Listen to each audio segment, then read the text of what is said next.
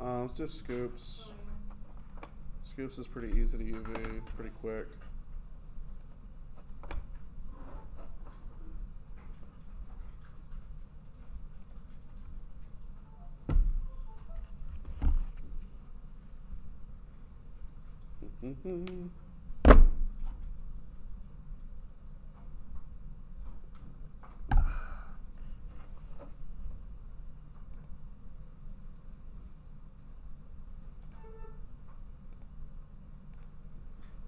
Are we going? Yep. Okay, good. Alrighty. This is Scoops. Have I told you guys the story of Scoopacabra? No? Yes, kind of. Okay, so some of you do. So this is a cryptid that lives in the southwest and parts of Mexico. He feasts on salsa and chips in Mexican restaurants. He's very quick. He's very hard to see. He's only about maybe 2 feet tall. So, he will basically use his tail to club you in the knee. And as you're looking the other way, he'll grab your chips, because he's not really going to hurt anyone, because he knows that they're always going to bring you more chips. Yeah. How does he grab? With his mouth. I didn't say he was very good at it. I'm just saying he's, I don't know. I like his scooping to scoop the salsa. Yeah. All right. So he's not too terribly hard to go at to actually UV. But the way that I UV is I kind of think of it as if I'm basically skinning an animal. Basically, I'm just going to kind of lay him out as flat as possible with as few UV shells as I possibly can. The reason why is because I want basically no seams existing on the model whatsoever. So if I can, I'm going to hide them in the most opportune places. So for him, the natural orientation for him is he's going to be small, and so you're probably going to be looking at him from above. So some natural seam placement would be on the bottom, right here, down here through the belly, and then probably also down here under the legs on the insides. So you're not going to see those seams too terribly easily. Now, the nice thing with us doing poly painting and painting directly on the mesh is that seams really aren't an issue at any point anyhow. So really this is just kind of an exercise in you guys getting used to UVing a character properly. But again, seaming really shouldn't be a problem that you should run into anyhow, because again, you're painting directly in the model and it's just going to go across the seams, no problem whatsoever. All right, cool. All right, let's do it. So with him, I think honestly for the best, I'm going to just go ahead and UV him from the side first, and then start cutting off parts of his body however I need to. So I'm going to go ahead and let's do a planar projection. Zooming down the x-axis and project. Let's go ahead and open up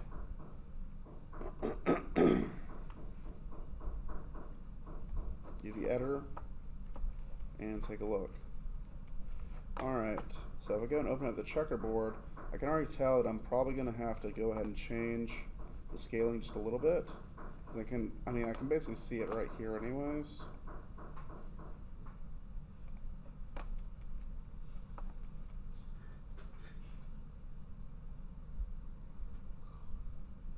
So it's a little bit more realistic. And I'm just going to go and scale them down. So, not bad. Now, clearly we're going to have to go ahead and unfold him. So let's go and cut some seams.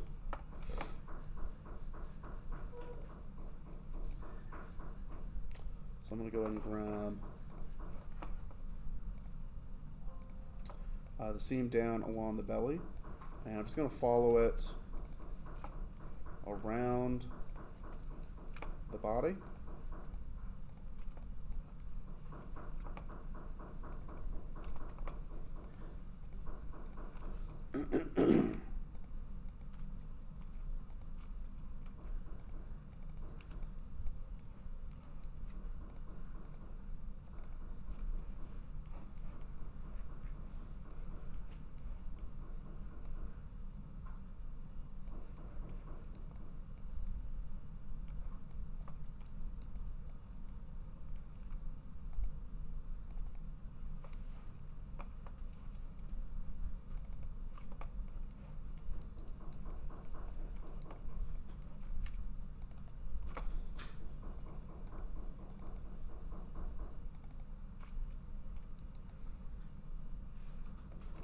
And I'm basically just going to be cutting him in half.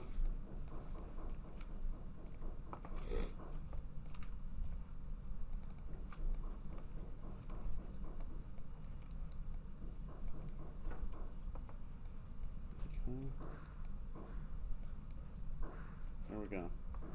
Alright, I want to make sure that I got him completely selected through the mouth, which looks like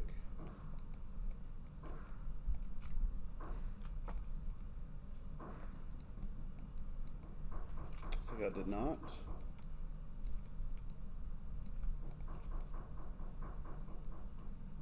So there we go. So that should allow us to pull it in half.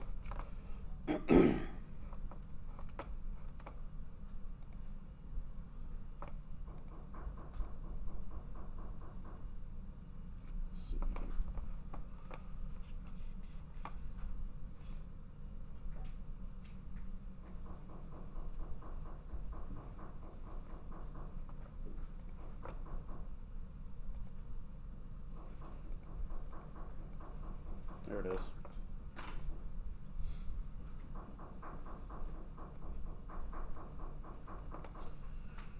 All right, go to cut and sew. Cut.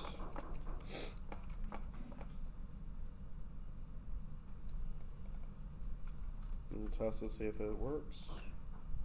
All right. Looks like it almost worked. There's still something that did not get fully selected.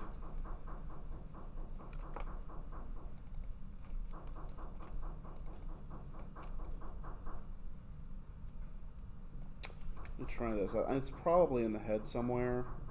So I'm actually going to go and grab this edge loop right here. I'm going to do cut.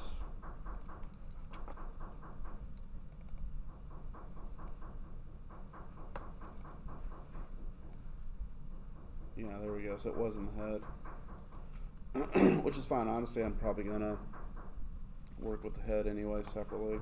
So I got the body separated. I need to go and cut off the legs. So I need to select an edge loop.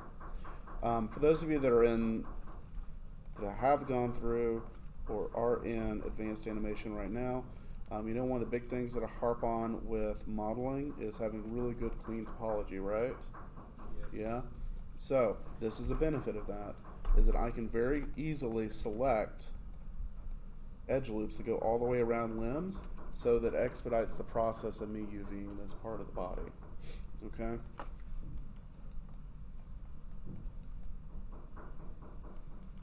So I know it's a bit of a soapbox, but it's a good soapbox. It's got all the best hits. I'm going to cut that again. I'm going to take that leg, put it up here. Take this leg, put that back up there. And now I'm going to go ahead and grab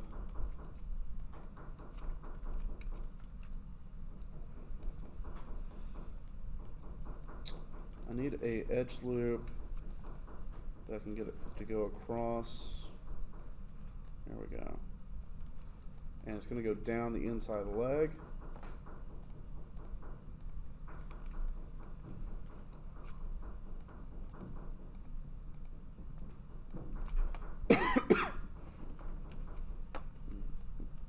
So, general rule of thumb, you always want to make sure that your seams are closed off when you're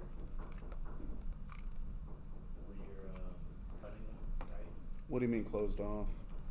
Like, so far you've only been cutting off like edge loops and stuff, and Mm-hmm. it looks like you're about to. I mean, if the trend is the same, then close off the selection. Like, if it could be a circle, then it would be a circle. Like it's a closed circle. If I can, so if I'm cutting off a limb, I want to try to get a edge loop that basically is just going to be real easy for me to select. So I can just real quickly just double click on it and it'll just select the whole thing. That's not always the case. Sometimes you just don't have that ability just because of the model. If you guys use Louis, have fun. He's a lot of topology to deal with, and you may not have all of the open or closed edge loops that you really want, just simply because it's just much more complicated. But on a model like this, he's pretty simple. You know, it's not really that much topology, honestly, to begin with. So if you originally make a model in ZBrush Yeah. and texture it in ZBrush, is that like a different process of exporting, putting it back into Maya, or? Well, lucky for you, that's what we're going to be going over. That's actually my primary method of doing texture painting, is doing it in ZBrush.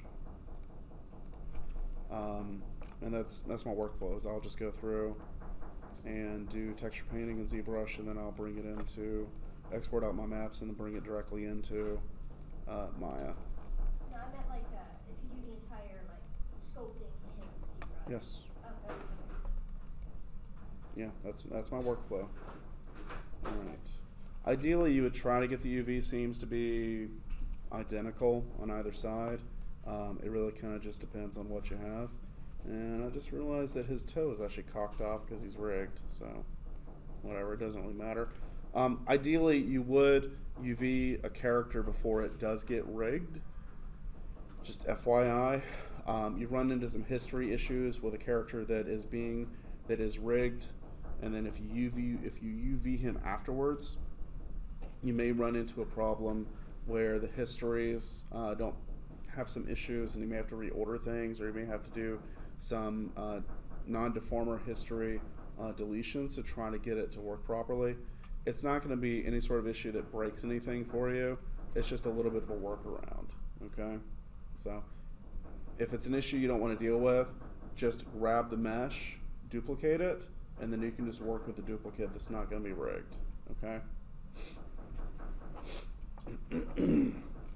But with him being rigged, at least you have the option of posing him.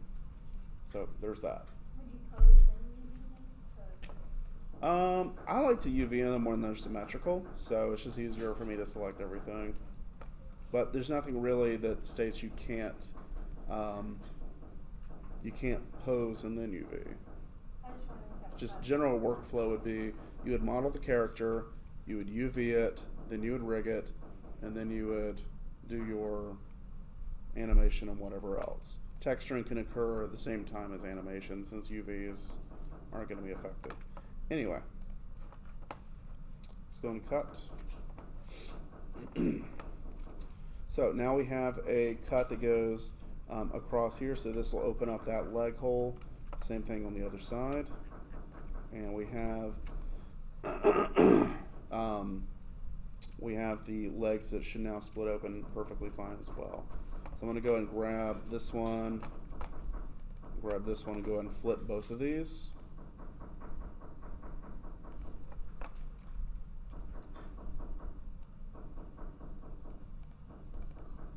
And then let's go ahead and start to unfold these.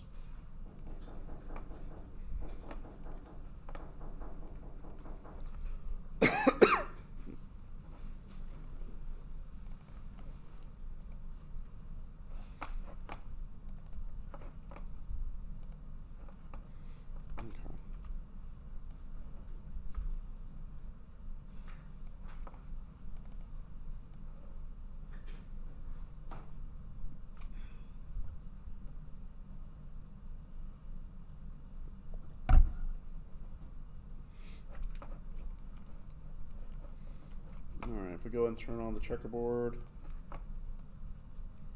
you see it all looks pretty good. We do have some seams, but they're not terribly visible. They're just kind of hidden down in the crotch. But we're pretty good. So I do need to go ahead and seam up the back of the model.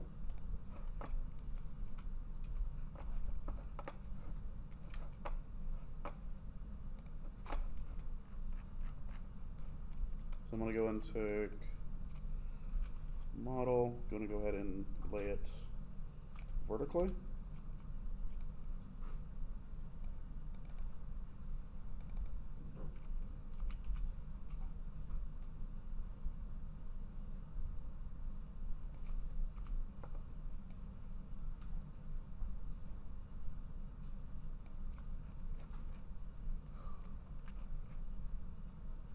Okay. I'm going to grab 2 matching edges, and we'll go and tell it to sew together. And I'm going to get the sew tool and basically just stitch all of this back together.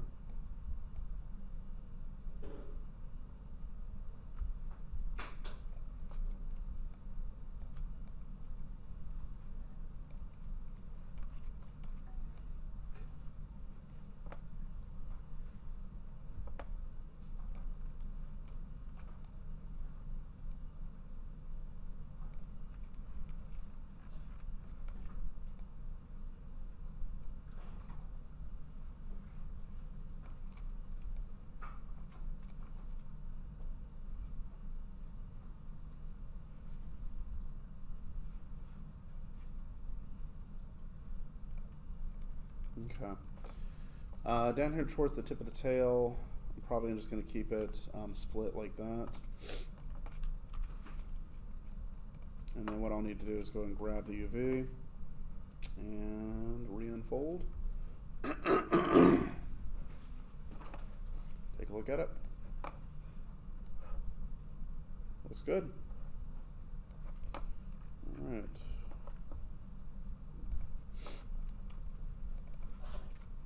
You guys doing all right so far?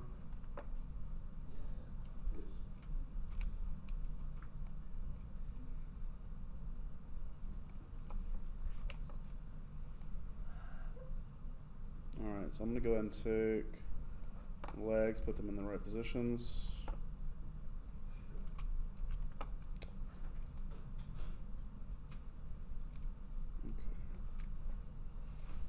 So since we cut across in the same position through the crotch and the legs and on the body, it should go pretty smoothly. So we shouldn't have too many issues. So let's go ahead and check and see what we got. Let's go ahead and sew.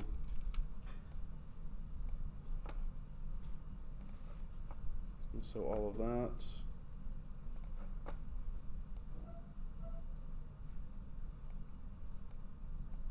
Okay, I don't want, make sure we don't sew together some of these extra edges we don't really want to sew, otherwise I'm going to have some issues. So just be a little careful. Okay, so I think we're good.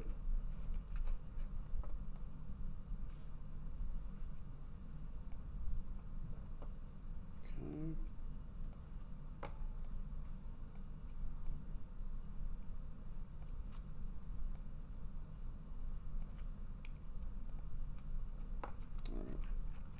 Let me go unfold this again and see how it looks.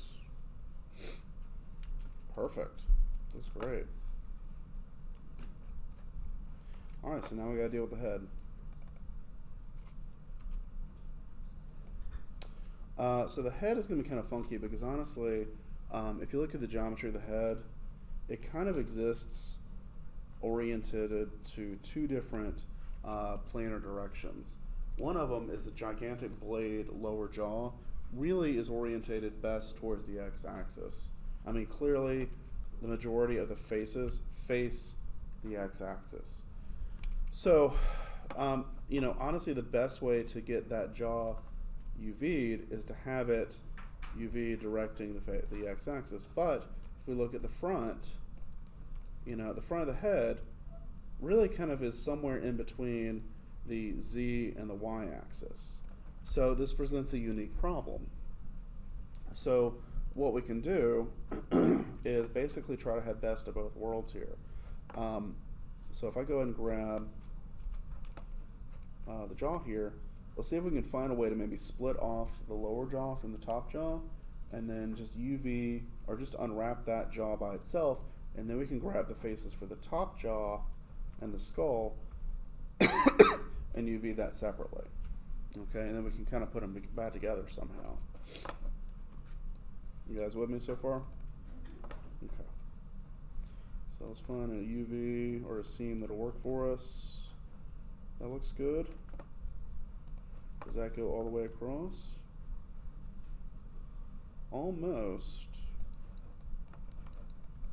So I need to go through and get, okay.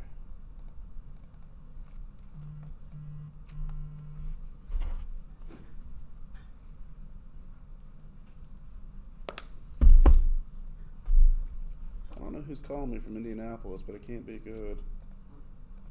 I had a call from Jamaica this weekend. I bet that wasn't a scam at all. Jamaican friends wanting to give you money. Right? They always want to give me money. You have to give them your bank account details first. Oh, yeah, I gotta give them, yeah. Save difference. I'm pretty sure Jamaica's a democracy, but they have a prince down there. The Nigerian prince or whatever. See, I think I got, did I get it? Yeah, I think I got it. Okay.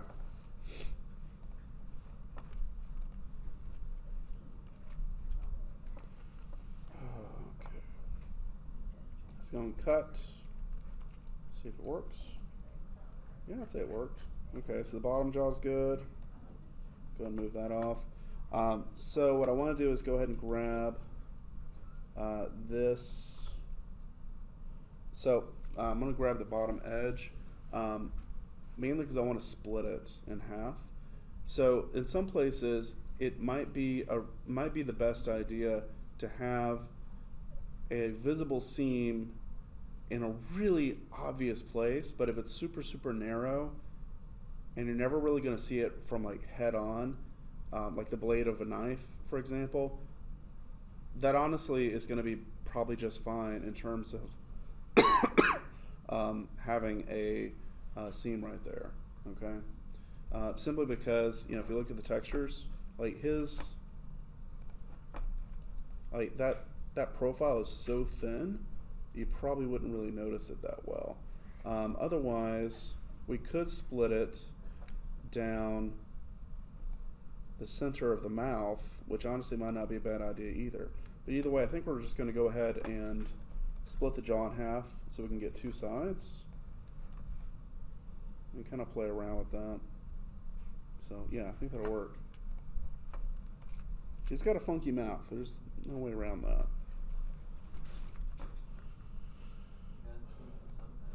Huh? He's got to scoop him up somehow. Now the question is, what do you think is his favorite salsa? How old is he? How old is he? Oh, in Scoop's years? No, in Scoop's years, which would be equivalent to human years. It'd be like dog years. He's 22. He likes the spicy salsa. That lucky, lucky boy. He doesn't need Tums for the tummy. But later on he might. Maybe That's he what likes he'll- that bean salsa, you know? That bean salsa. It's easier for him to He's correct. a spicy boy.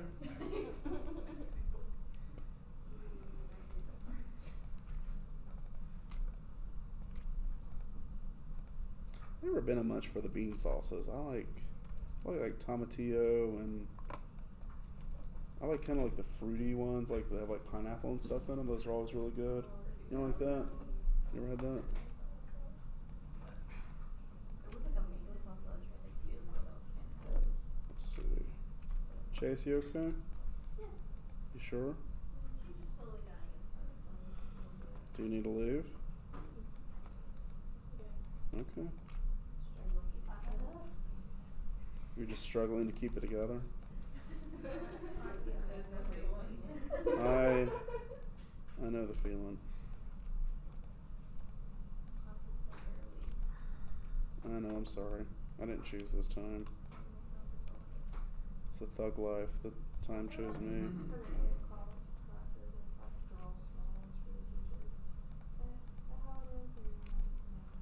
What? Like draw straws, whoever picks the shortest straw gets the aliens. So, I mean, I guess I kind of partially, if I really wanted to, I guess I wouldn't have to do ADMs, but here's my reasoning.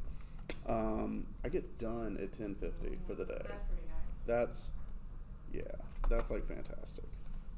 It's not fun being on campus at 6 o'clock. PM or AM? PM. Yeah, that sucks. AM too, but PM. Yay, it's split. All right. This makes me really sad. What do you mean he was making a nice rug? I don't think I want a scoops rug. A scoops rug. Rug, or does he have I like would fit that scaly with skin? I bet he's one. He's got a little scaly skin on him, you know. So he would be like jackets or boots, right? Probably none. I mean, it's Mexico, so why would he need any of that? I mean, well, he's got feet. He's reptile. Like if we found an animal and made like a Oh, if you wanted to kill my animal and turn it into something, what would it be? Would it be like the Texan thing would be to turn it into boots. You guys kill everything else and turn it into boots. I've seen armadillo boots. I've seen rattlesnake boots. Oh yeah, you guys turn anything into boots. Ostrich? Yeah, that one threw me through a loop. I was like, what the heck is that? And like, oh, it's ostrich. it was like illegal to kill them?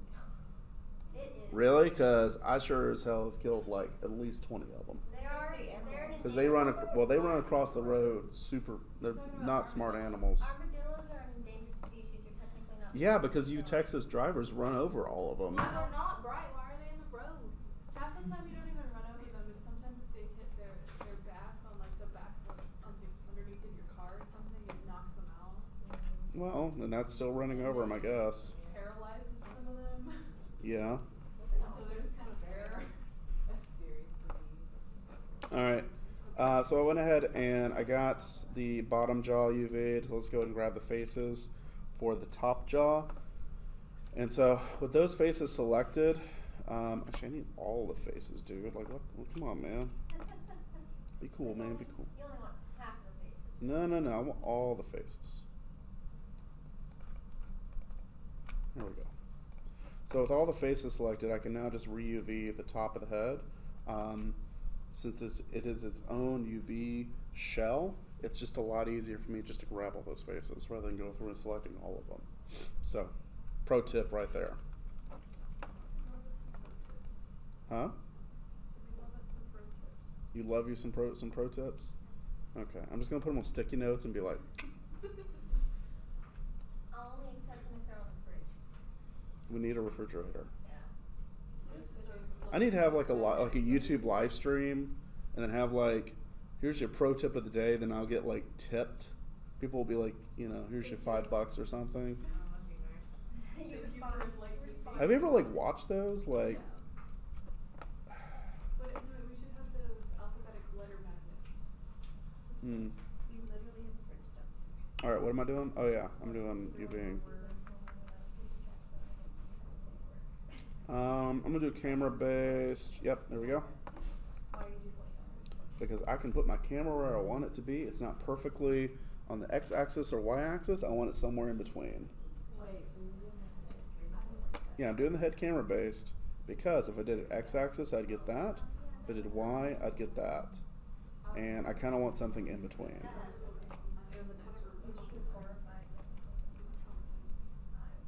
All right. Well, better than me doing something. I mean, compared to like some of the other creatures that you can take out of that folder, he's probably like the least complicated. I don't know about the chicken. The chicken's probably like nothing. It's probably super easy.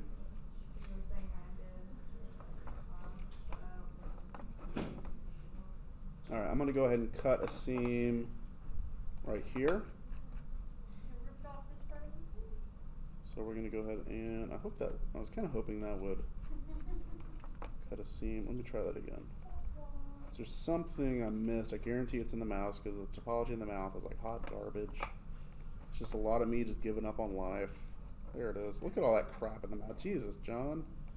What the heck is wrong with you? You just, You're the one who made it. I don't know why I made it. I'm just terrible. All right, whatever. One of these days it'll get fixed, but today is not that day. He does? Of course he does. He exists on salsa. That's his entire life. Can you imagine the heartburn from eating salsa all the time? I think we're all salsa. Are you sure that he has a heart? Maybe he has some other organ. He has a heart. He has a ton of heart. At least it hurts like a chip. Yes. The chip shaker. Scooby scooch. Okay, so His blood runs red. Is it just salsa or can he like queso too? He would eat some queso. He would fine with queso. All right, so with these horns that the eyeballs are in, I need to go ahead and cut a seam up the back of the horns. So I'm going to go and grab some vertices, or not vertices, some edges.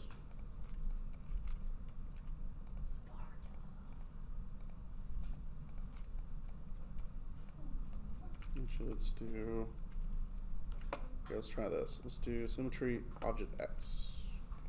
See if this will fix it for me. So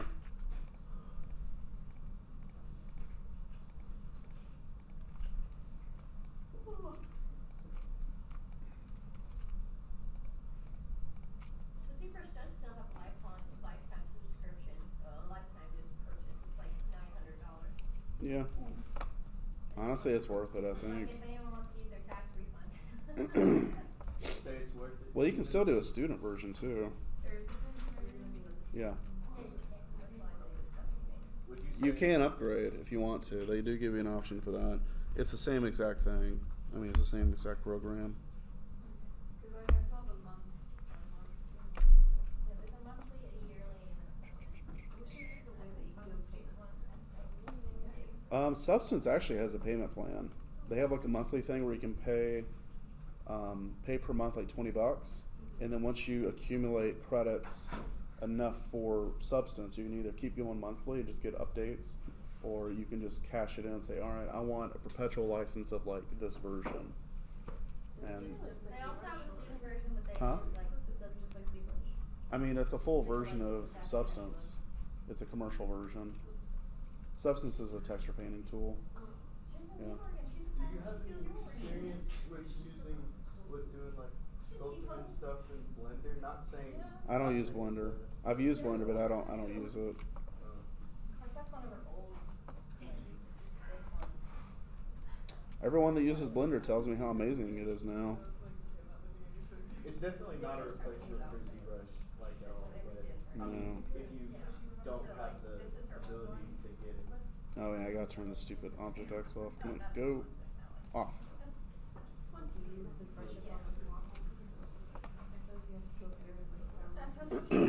So I'm not going to shit on it because it is a good program, and there are studios that do use it professionally for Blender. There definitely are. Sarah McClanahan's working with a company.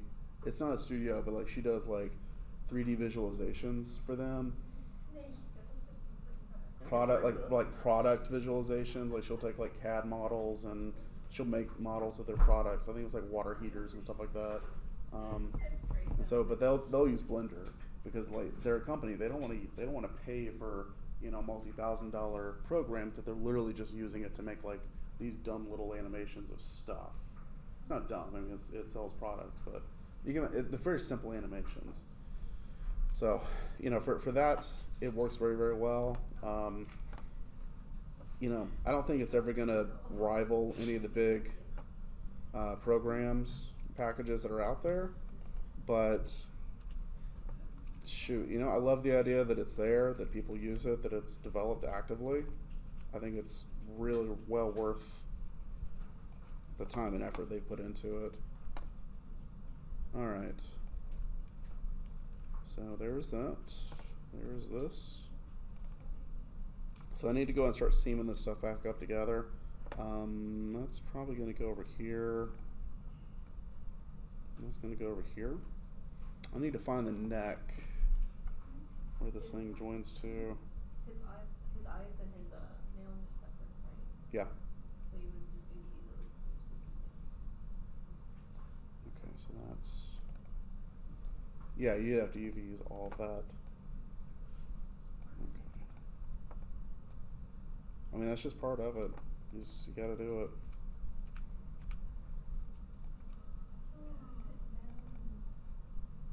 Just gotta hunker down.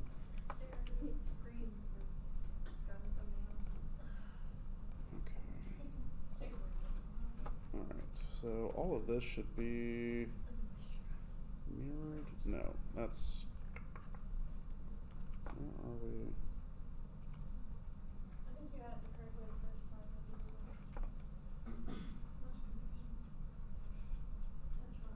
Oh, I see. Okay.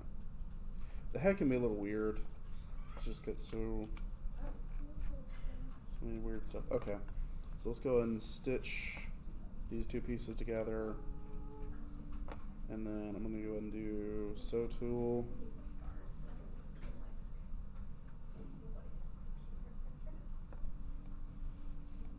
Alright, so that's going to be top of the head. That should be back of the throat. That's probably following the mouth. This is probably going to be the corner of the mouth, I'm guessing. That's going to be the horn. So back here somewhere is going to be the neck.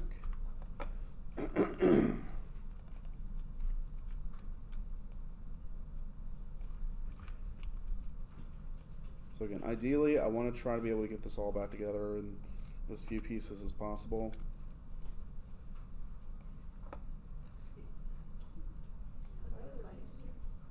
It does look like a spider. Alright, so that goes to that, that goes to that, that goes to that, that goes to there. Boom, boom.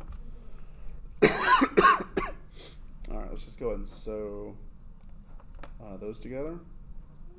Who do you belong to?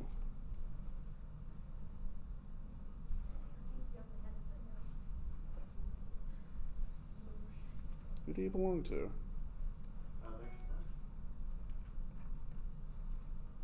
Oh, okay. So that goes in. That actually goes into one of the jaws.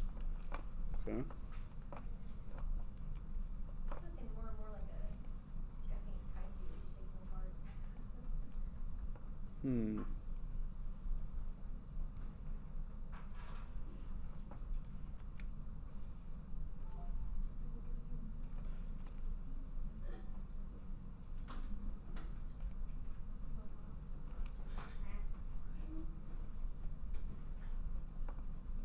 Okay, so that all goes into here. So that's the corner of the mouth, right? It should be this. Yeah, so I want to go ahead and seam that in. It's like a puzzle.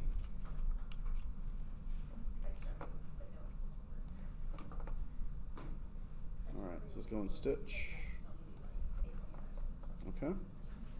And then I'm guessing that. Honestly, I'm probably going to have a separate head, and it's not going to be connected to the rest of the body. That's what I'm guessing. Right, it will be seamless when I paint it. Now, it really does look like a spider. I don't know why it reminds me of that one back from Monster Sheep. There we go. So when I unfolded it again, yeah. So that's weird. Whoa. I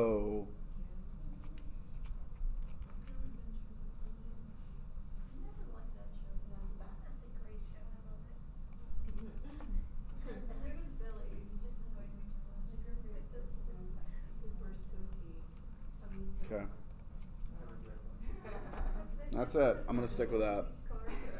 Because honestly, like, I mean, I would like to be able to stick it on the rest of the body, but I'd rather maintain what I have right now. Because I feel like the head is pretty well taken apart. Looks like a skin Oh, walrus. that's my walrus impersonation. I like that I don't have a seam across the top of the head, so we're good there. And so you see how I do have a seam again on the edge of the blade, but like, you know, if you see the character mainly, you know, from like this angle or this angle, it's not really going to matter that much. And again, since we're going to be painting it, I don't care. We're good. All right, so he is UV'd. Yay! Any questions? No?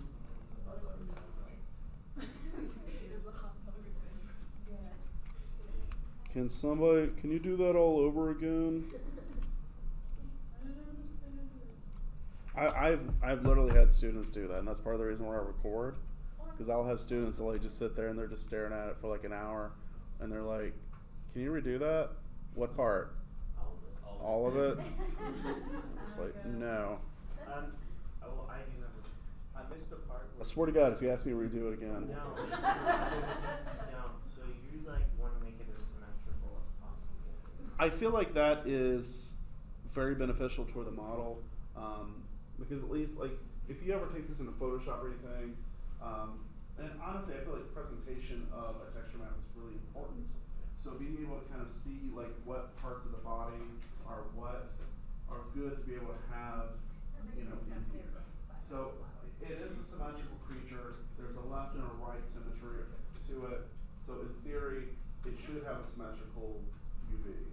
Now, if this thing was an insanely asymmetrical creature with like gigantic club, like McFarlane-esque foot over here, then yeah, it would be pretty asymmetrical at that point. But this character is symmetrical, so it should have a symmetrical UV. And you don't have symmetry turned on when you select. I did actually turn symmetry on for the last bit, just because it makes things a lot quicker when I'm selecting edges. So if you want to turn it on, go for it. Symmetry X or symmetry? I think it's symmetry X for these. Okay. Yeah. Thank you. It can get a little weird though, since like there's certain parts where symmetry doesn't work. So you may run into a couple issues there, but that's mainly like when I'm selecting like down in the middle. I didn't have symmetry turned on there. So, yeah. Any other questions?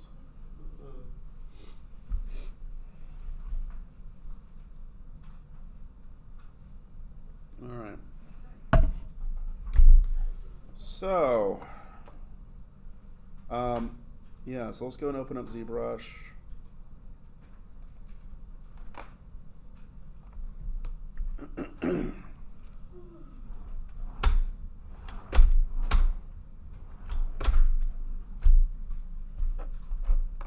So ZBrush is primarily a modeling tool, but it has a decent texturing part of it.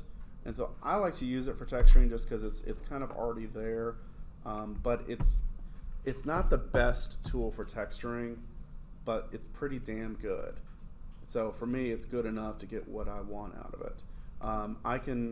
My thing is I can paint on my high resolution models and get details that I probably wouldn't get with like other programs. So that's kind of why I like to use it. Okay. A lot of them will use ZBrush. Substance Painter is a new program, not really new, it's been around for a while, but it's making headway into texturing. It's really more oriented for game development, but it's pretty fantastic, and I'll show you guys maybe next class why Substance is so good. 3D Coat is really good based on the results that I've seen on it. Both 3D Coat and Substance are extremely powerful texturing tools in ways that ZBrush cannot hope to ever touch. Both of those programs allow you to paint directly to the UVs of a model, where ZBrush is painting on the actual faces of the model. So the resolution of, say, of a model, you know, it can have like 8,000 faces or 26 million faces.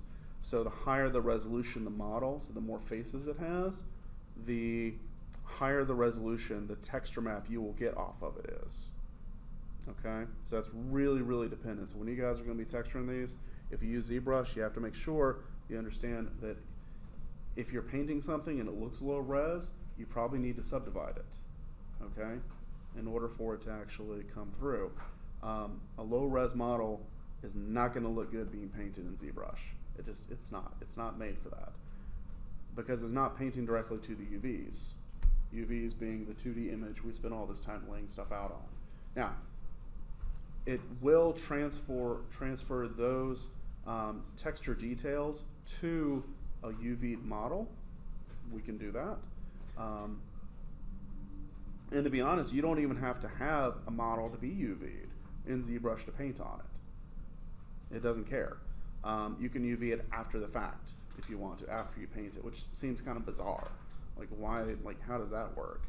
Is there a good, like an easy process to do that? Because I ran into that problem last night, and I had to do like a whole bunch of crazy stuff to get it to. So ZBrush does have UVing tools built inside of it that you can, after you poly paint something, which poly painting is the term for texture painting inside of ZBrush, so I'll say that quite a bit. That's what I'm talking about. You can UV it afterwards. So if you just go like into Z plugin, you can use the UV tools inside of there. Every time I tried to UV it after painting, it would clear away all my paint. You may have had a texture applied to it, so if you go down to the texture section, if you click on that, there may be something that's like open that says texture. You may have a texture turned on. So that is dependent on the UV, because at that point it is a UV model with a texture on it. But as you're poly painting, it really doesn't care. Okay. So anyway, so like the strength of like Substance Painter is it's kind of made for low poly models, stuff that's already UV'd. So it's painting. It's kind of like Photoshop, but in 3D. There's layers. There's procedural stuff you can do. Like there's literally you can shoot water droplets at your model in Substance, and it will like drip down the surface of the model. That's nuts. It'll crash your computer because it is like super duper heavy since it's running that dynamic simulation, but you got that option. So in a lot of ways, I'll use Substance and ZBrush kind of in concert with each other. Like I like the feel of doing painting, poly painting in ZBrush better. I feel that it's a little bit clunky in Substance Painter, at least get moving. But I can kind of just go ahead and put down a really quick color map of what I want, and then I can take that into Substance Painter and kind of work with that and edit it and improve it in ways that I'm not able to in ZBrush. All right? So there's different reasons to use this stuff. There's no real, true, right answer for any of this. These are all just tools. It's like asking what paintbrush to use. Right, Abdullah? You only use like the tiny one, right? Yeah, just the one that's super long. With like 5-foot canvases. It's dedication, man. It's dedication. Pointillism was dead, but you brought it back. All right. So for this, I'm going to go and open up Louis and talk about painting him. But let's talk about kind of the process maybe of bringing in a model that you've already UV'd. So this one's good to go. Like Scoops, he's UV'd. I'm happy. So what you would do if you wanted to take this into ZBrush is we would grab the model, go to File, Export, Selection, and we would choose to export it out as an OBJ file. So OBJ export, okay? So export your model out as an OBJ.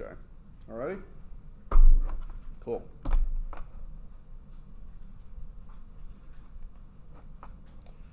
So when you open up ZBrush,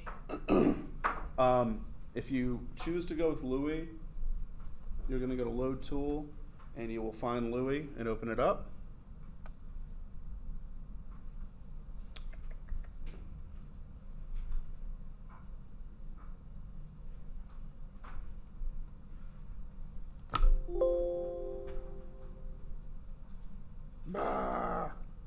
Oh wait, I gotta open up 2020. I got two versions of ZBrush on here.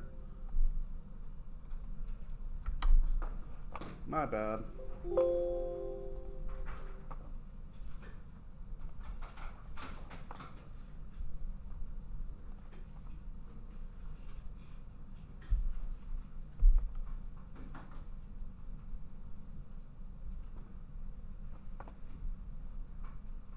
Is this my guy?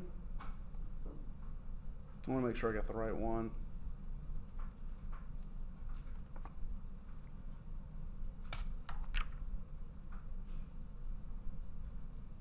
Yeah, that's him. That's my boy.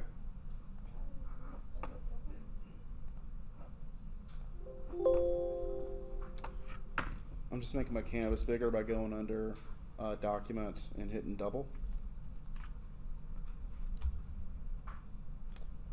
Oh. So there's Louis. He's a dragon gator? No, he's just a gator. Okay, so that's him. If you want to bring in, scoops, just go to import, and then you will import the OBJ from there. Okay, that's all. So you can have them both on the same file, or? Yep, you can if you want.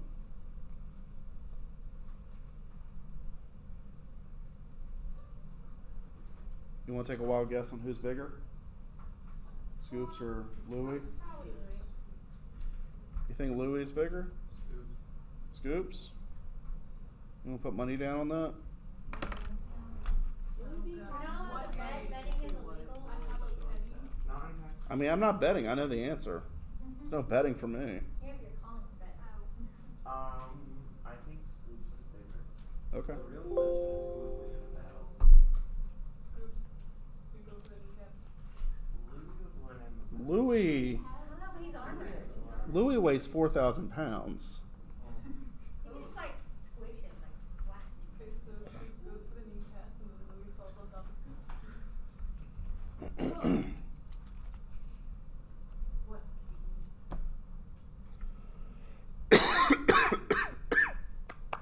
Oh, excuse me.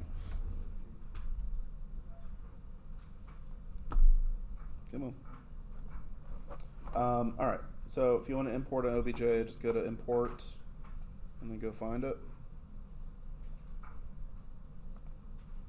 Scoops. Let's call for bets. Whoa. A lot smaller. Real gator has problems. Little guy. Yeah. Actually, I need to let's give him a new subtool. If you wanted him to be bigger, would you just have to resize him in Maya? I mean, you can resize him in here. It's not a big deal.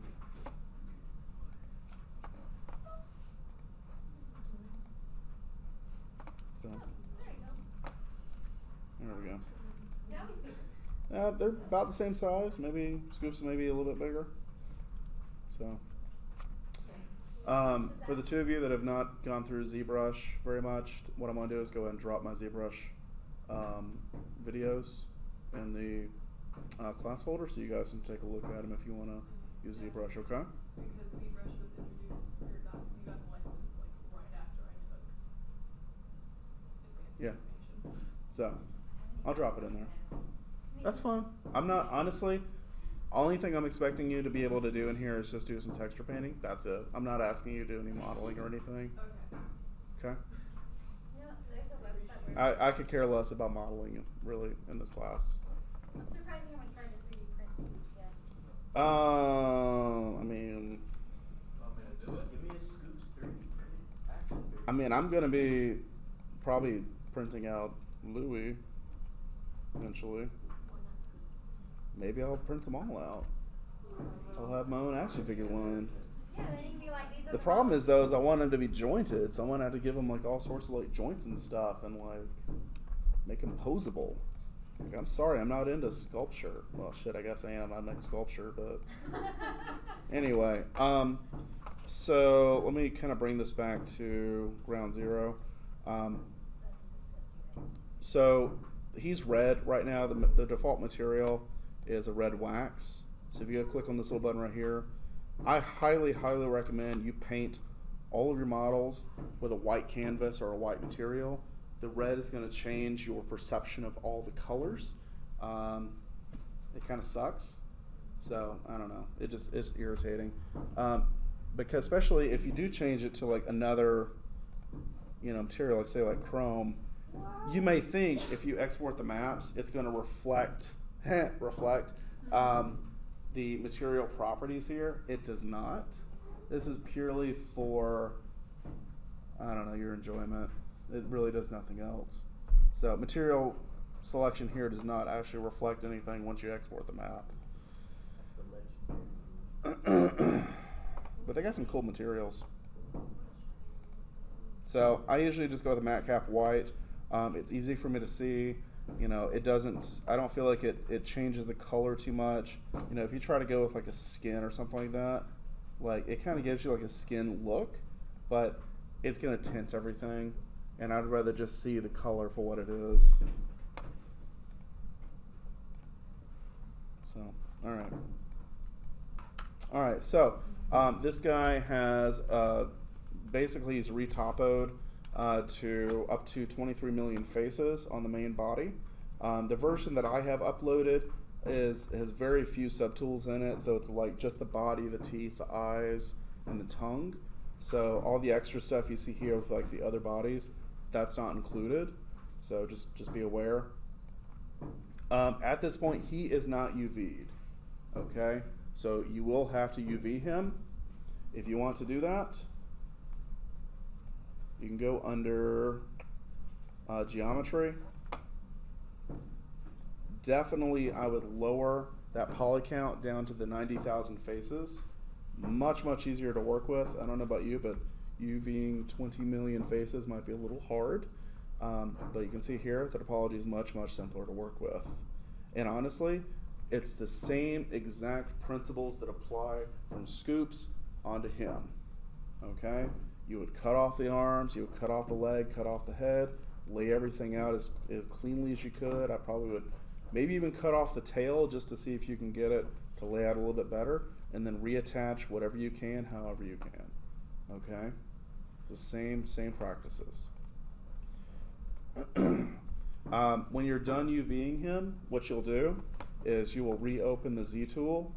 You will have this model selected, and then you will go to import, and you will import the same model back into ZBrush. It's going to ask you, do you want to copy the UVs or do you want to transfer over high resolution details? You'll say yes. Okay? It's just saying that, hey, I know this thing has a different UV set than what the model does that's in ZBrush. It's just telling you that you can copy it over. Okay?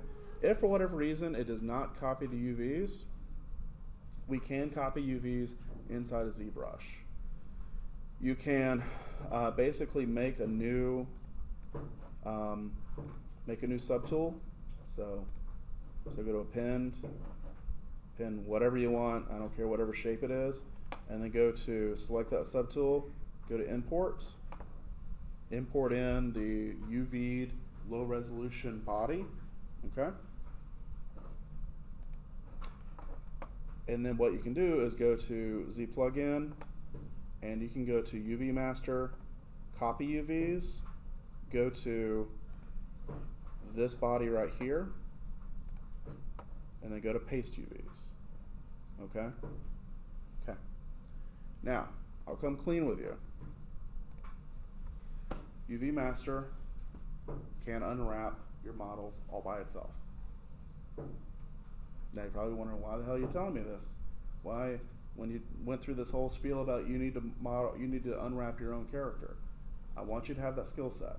Okay, I want you to unwrap at least this character on your own. I know it's gonna suck, I know it's hard.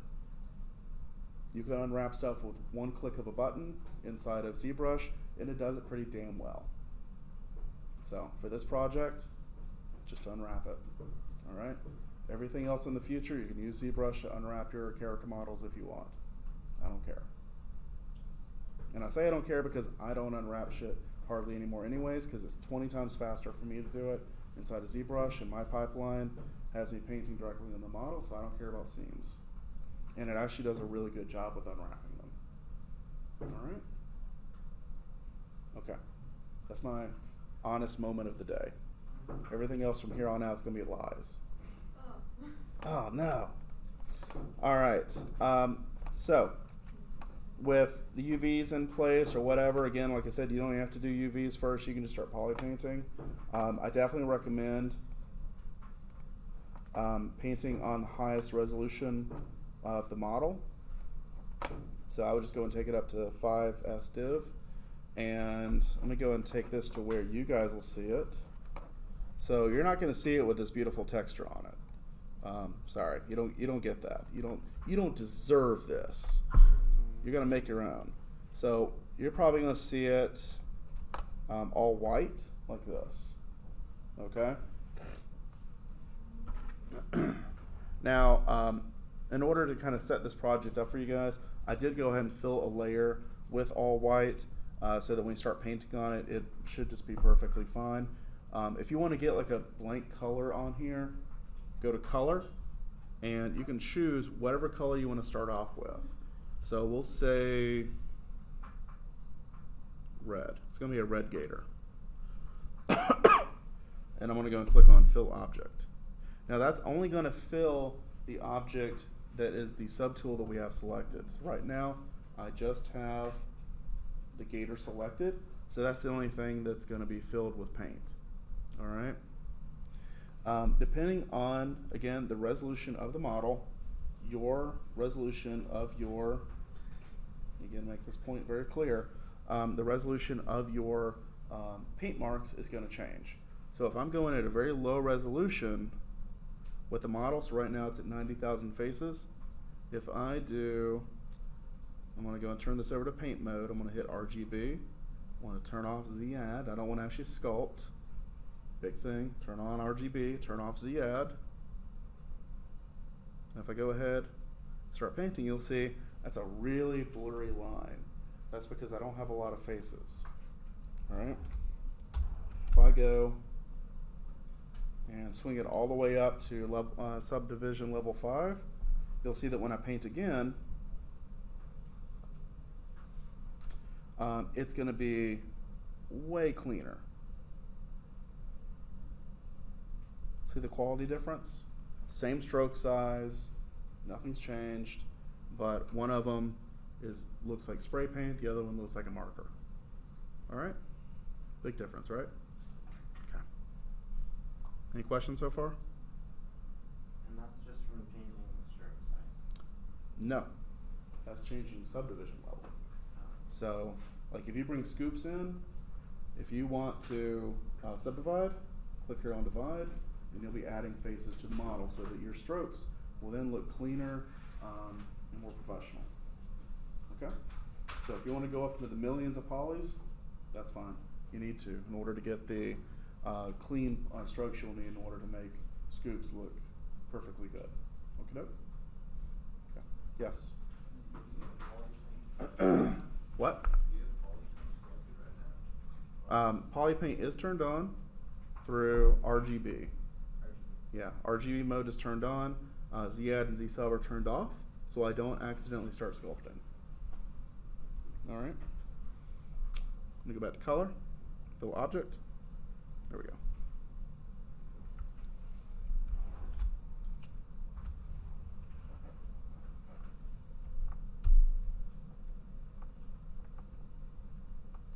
All right.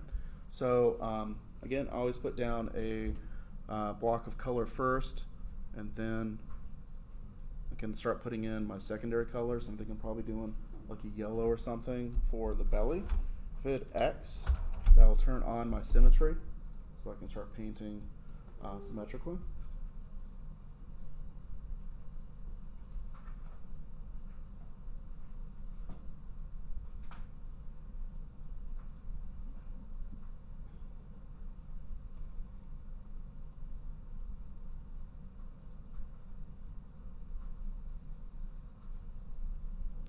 If you want to have some opacity in the strokes that you're putting in, if you go to RGB intensity and turn that down, that will make your stroke a lot, make the feathering on it a lot lighter.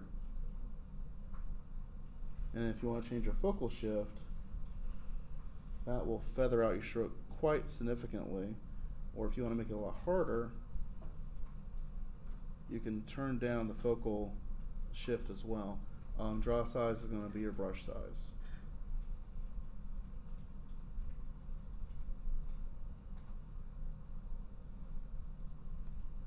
What about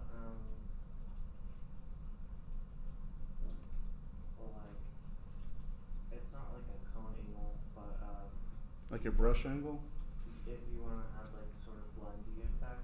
Like the Yes, you can do blending. If you hold down shift, that will turn on smoothing. Now, smoothing by default is going to have Z-add turned on. I always make sure and turn that off when I'm doing smoothing. So I'll have RGB, and then I can go in and smooth the paint Okay. between like red and yellow, if I want to do that. Now, do be aware that depending on how many faces you have, the higher the face count, the less the smoothing is going to have an actual effect, because it has more faces it has to deal with. Okay, so it's kind of odd. You may do like let's say if you want to smooth this to orange in between, you may do like a border of orange, and then do some smoothing to where it kind of like blends a little bit better. Yeah. Does that make sense? Yeah, like in between. Yeah, exactly. Does this lily breathe fire? Yeah, he can be like a Charmander. Is he this shiny? It's another Charizard. Well, he's not a Charizard. He doesn't have wings. So he would be, yeah, he would be a Charmeleon, exactly. Just a real chunky one. He's a chunky Charmeleon. It'd be more appropriate for like Totodile or for alligators. For what? Togedile? Yeah, but Togedile's like green, aren't they? It's not that shiny. Oh, I thought they were green. Oh, they're shiny, some are green. They're shiny green. It's like a blue. In some cultures, the word for blue and green are the same word. So I found out my wife may be a little bit colorblind because we had an argument in Walmart about 3 years ago about the color of a towel. And like what she had was she picked up a towel that was like teal, and to me teal kind of like leans a little more green than blue, but she was seeing it as blue, and so we were literally trying to figure out what color this thing was. I And got in a serious argument with my friend about what color Tails is, because I was saying he's orange, yeah, and Logan my friend was saying that he was yellow. He's yellow Ooh. or orange. that's really like in the middle. Yeah. Yeah, that can be Yellow difficult. He's yellow orange. It's kind of interesting because like when you start trying to figure out like what color something is, it can get so subjective based on like somebody's experiences or whatever, and then also just simply it could just be that someone might be slightly colorblind in a certain way Well, that in creates some, that in look. some of the games, he actually is yellow. Yeah, I But could see in that. Some of the games, he's like obviously orange. It's really weird. So do you think that the definitive Tails is orange again? Well, I think in his first appearance, he's more yellow. But The definitive Tails is brown. I'm just kidding. Let's remember the OG. So right here where we're kind of losing some of the sure definition of scales from like top to bottom, I think I'll probably go a little bit more orange with this. Maybe kind of blend it a little bit. So when you're painting over it, you're kind of losing detail a bit, aren't you? What do you mean? In like the scales. And, Not in the sculpt, no.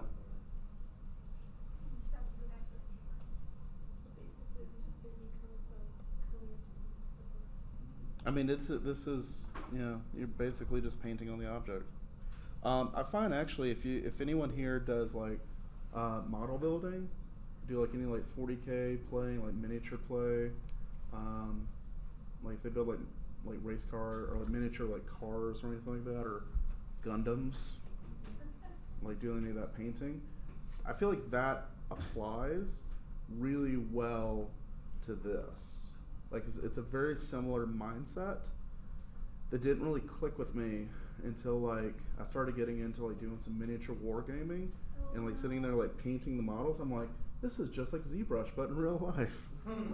It's like the same, just same stuff. And how much money did your 40K army cost? Well, actually, okay. So to come clean, I didn't actually do 40K. I did another one that was similar, but it still cost me a lot of money. It was called Golem Arcana. And they pissed me off because they like basically shut down the game. Like they stopped making stuff for it, which really sucks though because it was an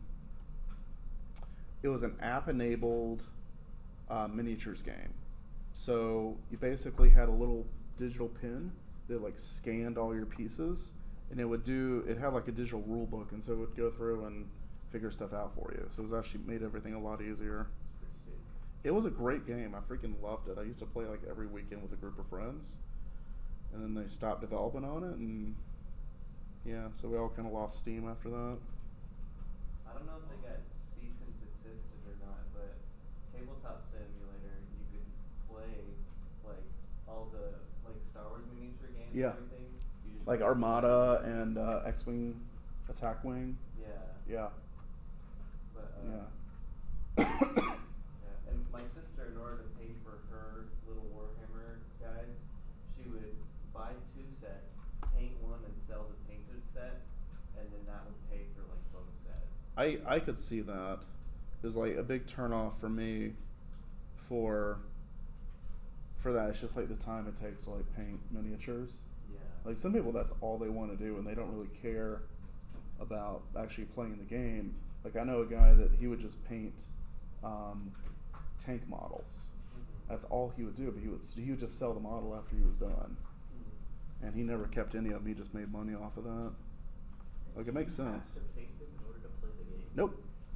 No. Well, in some cases you do, because depending on the colors you choose depends on like certain buffs that you can do. But not really. Like you don't have to paint them. It's pretty sick. Well, we're turning this in. Are we turning in the ZBrush shop? So you're gonna be turning in the image. Oh. Yeah. So we're gonna put it back into. Back into Maya.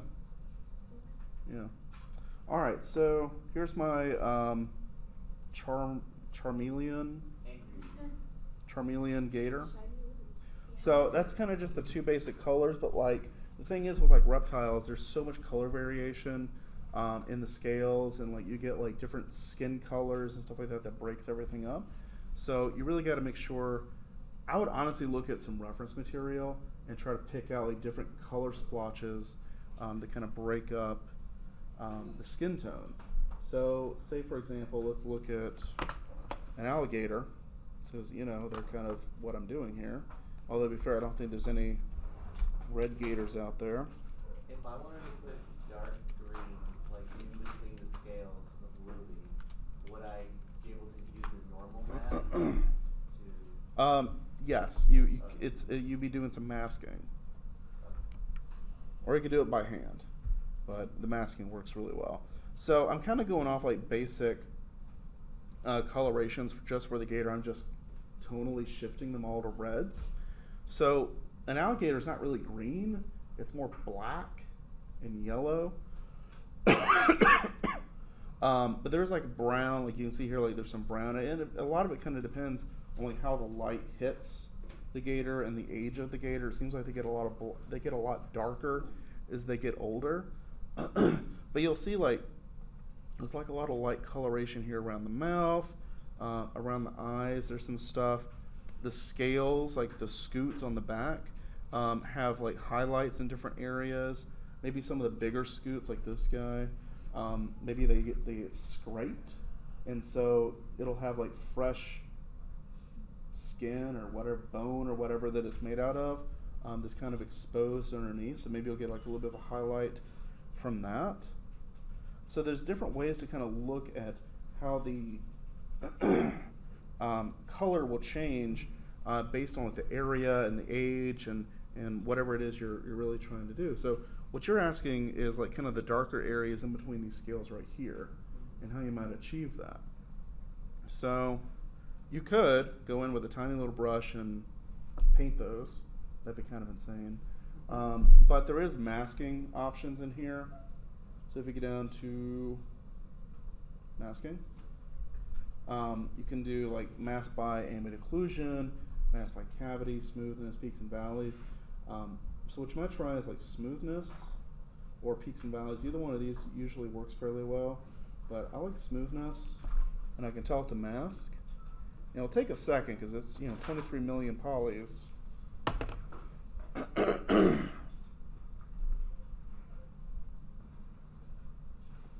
But you'll see the areas in between it get a little darker. And depending on the range and the fall off, you can kind of affect how the masking actually works. So you can paint on this And then you would end up getting, let's say, let me invert the mask.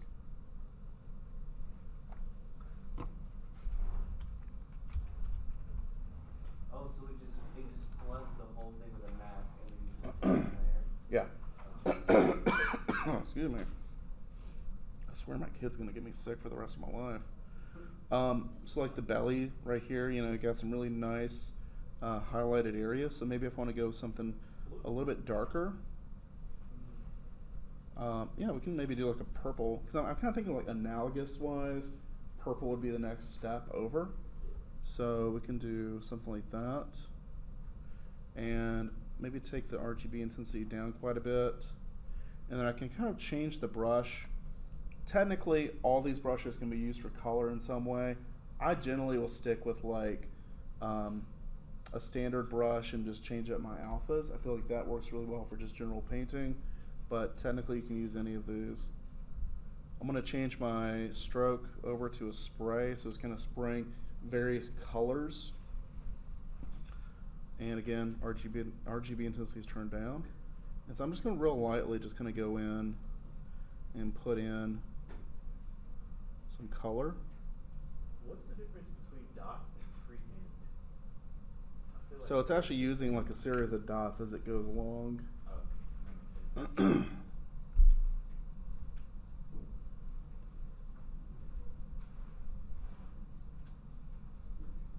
So this kind of in a way gives you kind of like a black wash effect or a wash effect. I mean, really, it'd be a black wash, can be really any colors. It'd be a purple wash, I guess.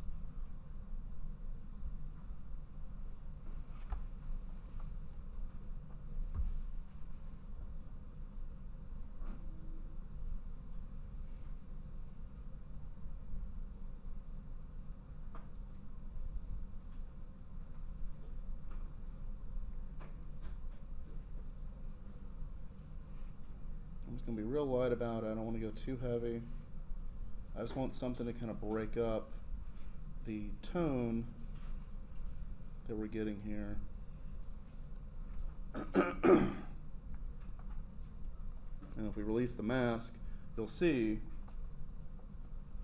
that now we have some hints of purple. They look pretty cool. And I think he needs purple fingernails. Clearly, he needs purple. Purple's color rose. You know, to be honest, I'm kind of like really on for the color purple like the past couple years.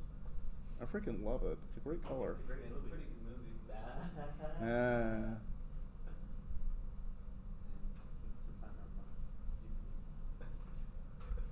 Yeah. And if you want to, you can mask. Hold down Control, and then mask off areas if you need to. Just to kind of clean it up a little bit.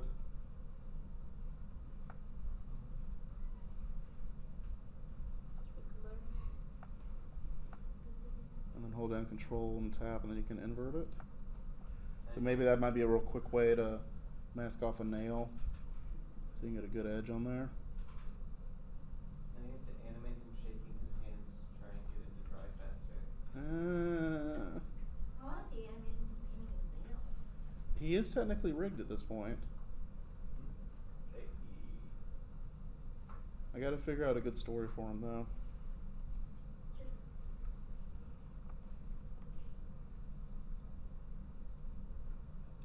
I'm thinking, because I want to do something with my pangolin guy, Pine Solo, and it's going to be sci-fi of some sort. Well, maybe I'm going to have this guy be like a crime lord, like Jabba the Hutt. Or he could be his stocky companion, and he's like, So he's like the Chewbacca. yeah, That could work too. but he talks like the. I feel like if I keep him red, he needs to be the villain. No, yeah, you keep it red, you can't be a villain. What if he's an MCP and there's just a bunch of different color ones? There's a bunch of different colored blues. They all own shops, and they're like, "What do you want to buy today? I just saw you." So it's like basically shopkeepers in every video game. Yeah. 1 out of every 50, there's like a chance for shiny. Oh yeah, if you get the golden movie, then you know you got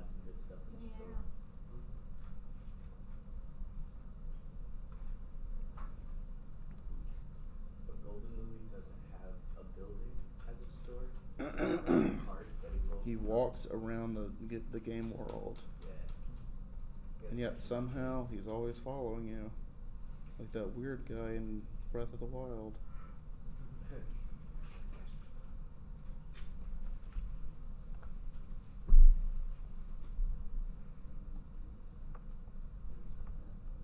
Any questions about the painting so far, guys?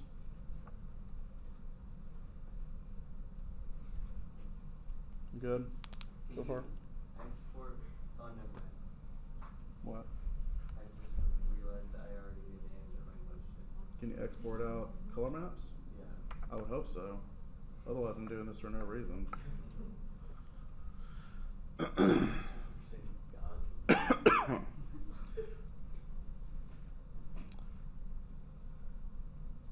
So I think what I might do is use kind of like a dark purple and use that to kind of paint the back of Louis. Because, like, again, these guys get darker on their backs. You could good camouflage. And I can change this up to a color spray and it'll kind of jitter the hue a little bit for me.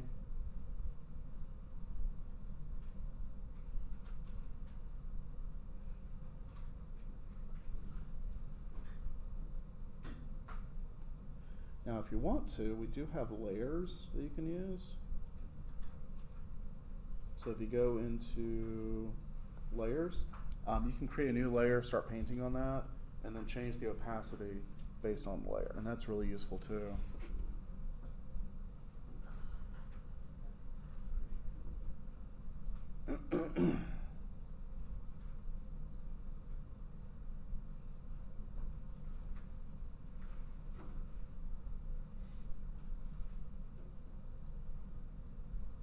So I'm not trying to overwhelm this with this plum color,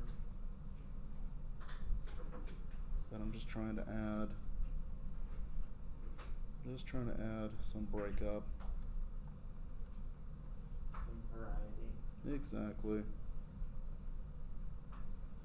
'Cause, I mean, when it comes to skin tone, nothing is consistent. Like, there's no consistent color for skin tone on anything in the world. I mean, if you look at your skin, it varies from yellows to blues to purples to pinks within, you know, millimeters of each other. In Substance Painter, there's a tutorial for character painting. And I think I have it in my tutorial list for you guys. But the approach that artist does is that they basically will do different layers of reds, greens, yellows, and blues, and like highlights like different areas like around the cheeks, the nose, the forehead, the eyes, with each of these different colors, and then mixes them together. So there's no like pink that the person's going with, but they're trying to go with, like, they're achieving that look through the use of various layers and layerings of colors that would actually be there in real life. And it's quite striking. It almost gets photorealistic towards the end. It's really neat. Are you using different layers for this? For this one, no, it's just one layer. But I can use layers. Let me finish this and I can do a layer. Would you say it's beneficial, like even a little bit, to, after you're done this way, then like export the color map and then like touch it up in Photoshop or something like that? You can if you want to. I don't really think it's really needed, but you can. I would probably take this into Substance and work on it further, because I can do some procedural stuff in there that I can't accomplish with this. Is Substance Painter a paid program? You can actually get a free version of it as students. So I believe actually on my syllabus I requested that you guys had to download it anyways. So hopefully someone has. I tried. You gotta have your student ID for it to work. Well, good thing you have a student ID. That is true, but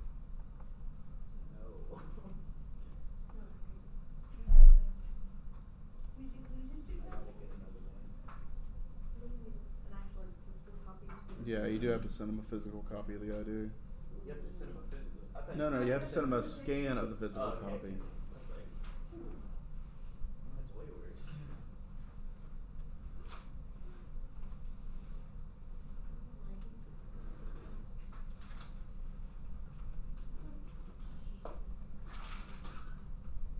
So see again, I'm kind of just going through breaking up that red. I mean, overall he's still red, but you know we're merging it with yellows and plum colors and yeah. If you want to resample the color, click and drag from the color palette, and you can do that.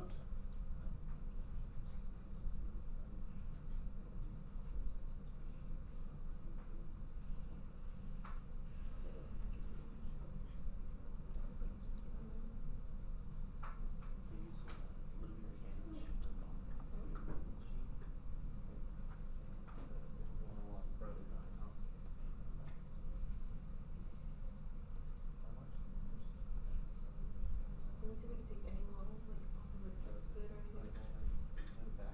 Yeah, if you can get into an OBJ file, you can import it. But yeah, you can use stuff online. Excuse me. Let's go for maybe a pink. Kind of get in some of the cracks in between the mouth right here.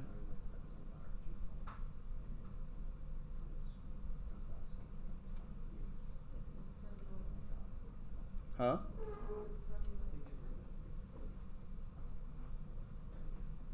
So I'm holding down shift and I'm kind of smoothing out the colors. You'll see it kind of blends really nicely right through here.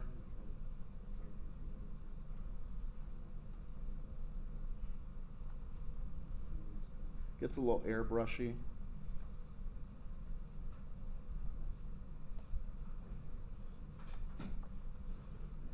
And then maybe we'll go back to like a brighter red, and then I can go in and hit the tips of the horns.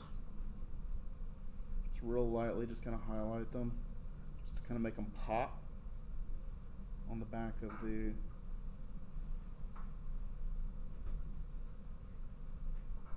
gator. And then again, go in and smooth them out. So it kind of just looks a little more natural. Oh, he is fabulous. I thought you were going to see He's fatulous. his Alright, so I'm going to go and do a layer. So I'm going to click on the plus button. It'll add a new layer. And so for this one, I can paint on it however I want. I can do whatever I need. But I'm going to go and use this as kind of just an overall tonal shift. So I am going to add a little bit of green, and I'm going to go and do the color. Actually, no, let's do, I'm just going to paint it like a big swatch of green. So again, this is layers. So I'm not losing any of the stuff I already have. Using a color spray, so it's giving me just a little bit of a breakup in the tones. But he's basically just all solid green right now. And so since this is a layer,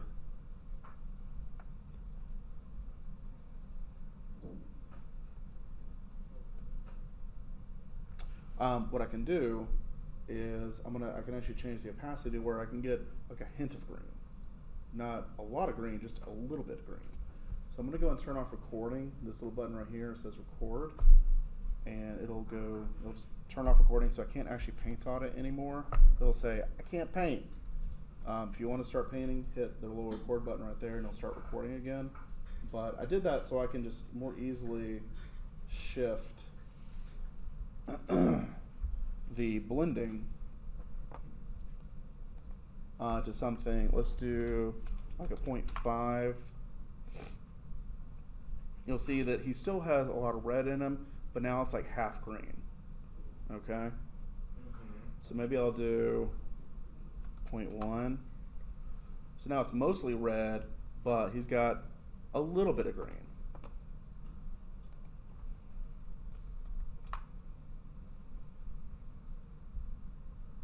And now he's kind of somewhere in between there.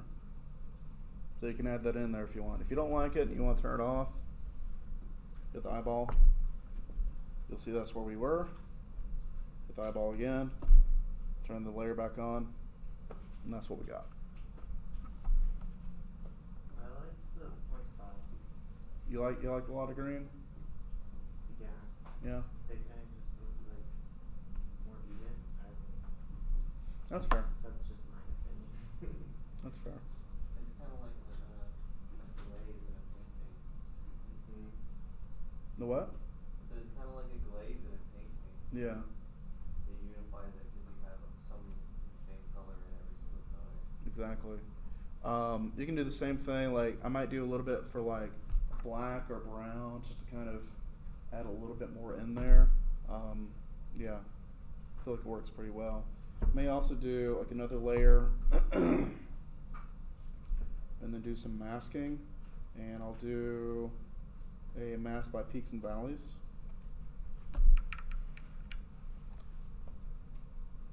And it'll take a second. There we go.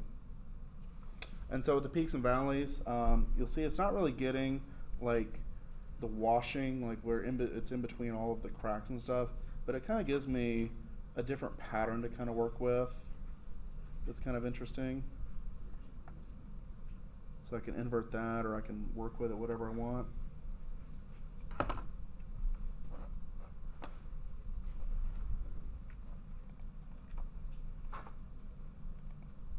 So you can see how you have different patterns here.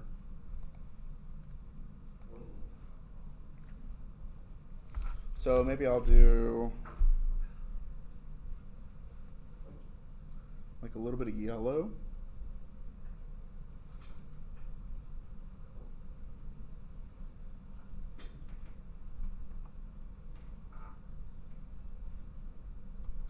I really honestly don't know what the hell I'm doing. I'm kind of just playing around with this. And then if you release, that's what you got. Kind of looks like you went and played in a paint factory. But again, subtlety. So we can play with the layering on here to where maybe we get just a hint. That's maybe too low. Let's do 0.1. So you'll see we kind of get a little bit like an overall mixing of that yellow into everything else. And we turn that off. That'll go away. So by using the masking with Mask by Smoothness or Peaks and Valleys, it breaks it up to where it's not the same color everywhere. We can kind of put whatever we want in there. Okay. You guys with me? You're falling asleep. As Chase is like.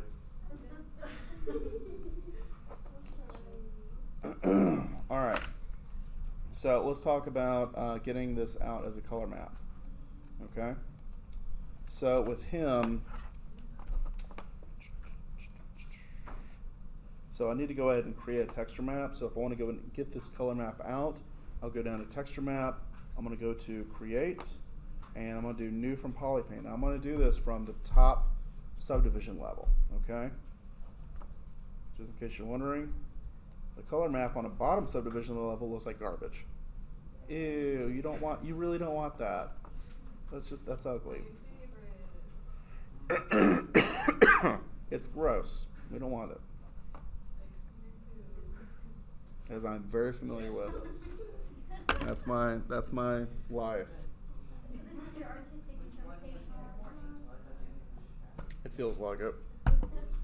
All right. So go back to texture. Create, new from Polypaint.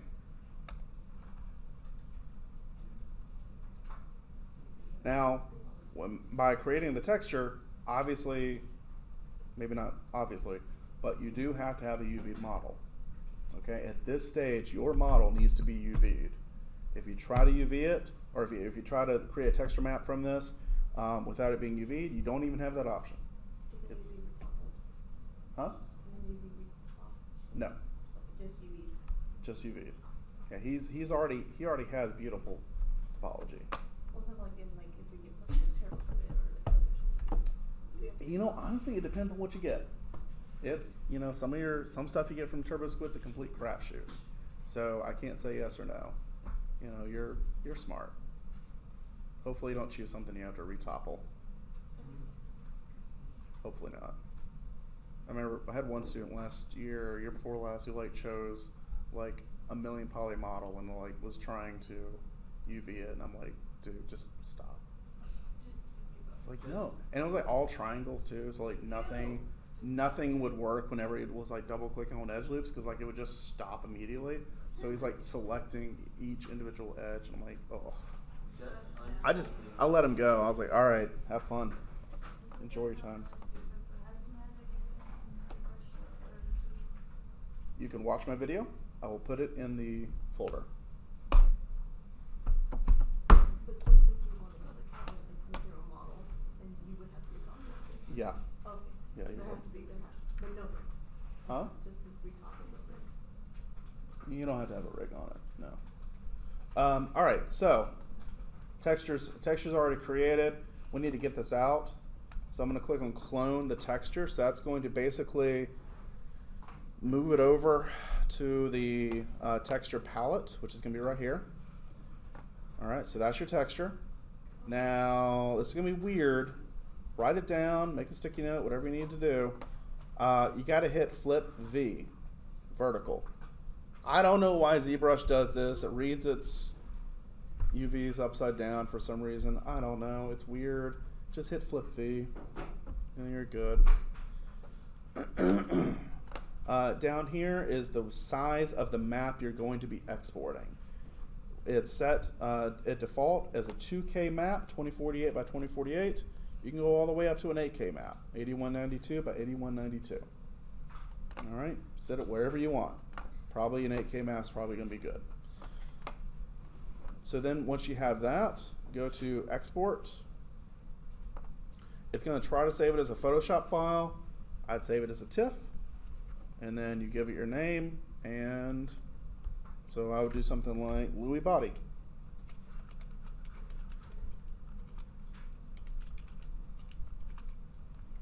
And my handy dandy CMP for color map.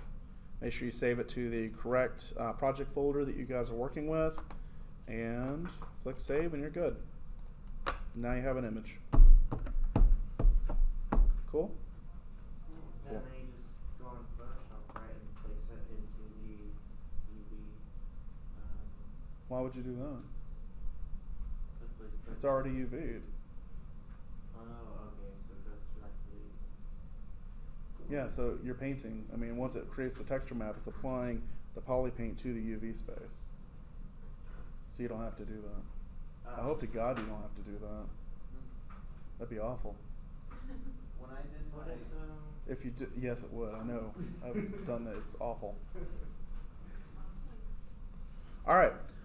One last thing before I am done with you guys is normal maps. Now, normal maps are bump maps. Basically the same thing, but it is deriving detail from a model, not from a 2D image. Okay? I have a high resolution map, or I have a high resolution model, 23 million polys, and I have a low resolution model. Now, which one of these two models is going to go into Maya? Low resolution. Good. You get a cookie. It's a fake cookie, but you get one.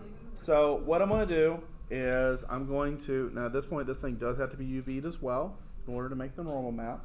Any maps you make have to be UV'd. So I'm going to switch over to my low resolution model.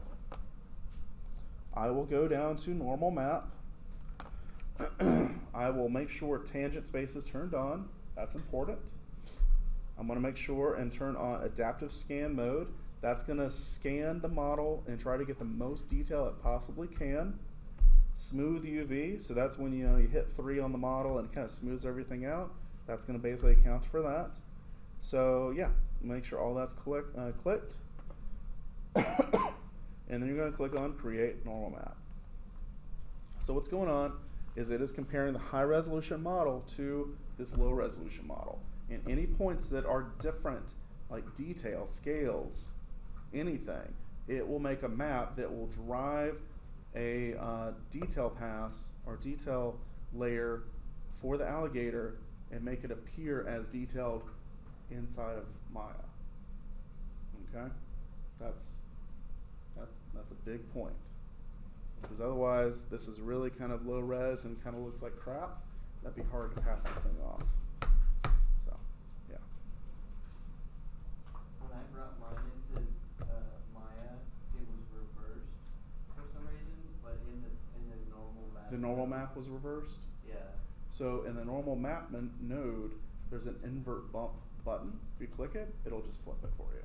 Yeah. I've run into that quite a bit with RenderMan. It seems to read normal maps backwards. Yeah. So yeah, it happens. So when you guys utilize this normal map, it is going to be using a Pixar normal map node, not a bump map node.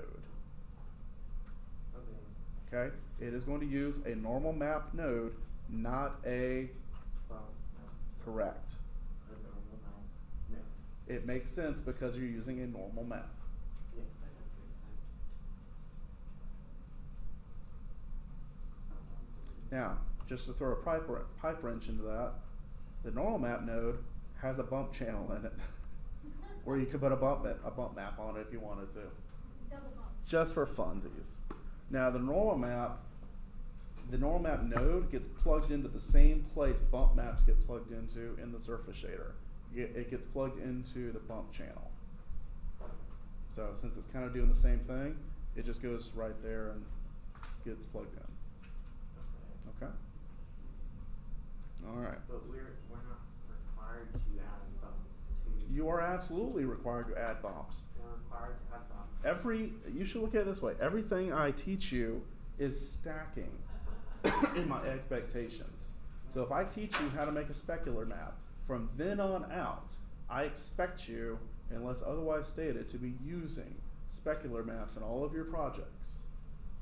I expect you to be using bump maps, and if you possible, use normal maps and everything post when I introduce that project.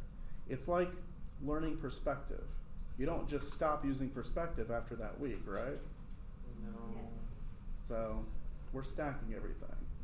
Well, I mean, The idea is that you learn how to create a fully realized computer animated image. You're not just making like set things that utilize one skill set every week.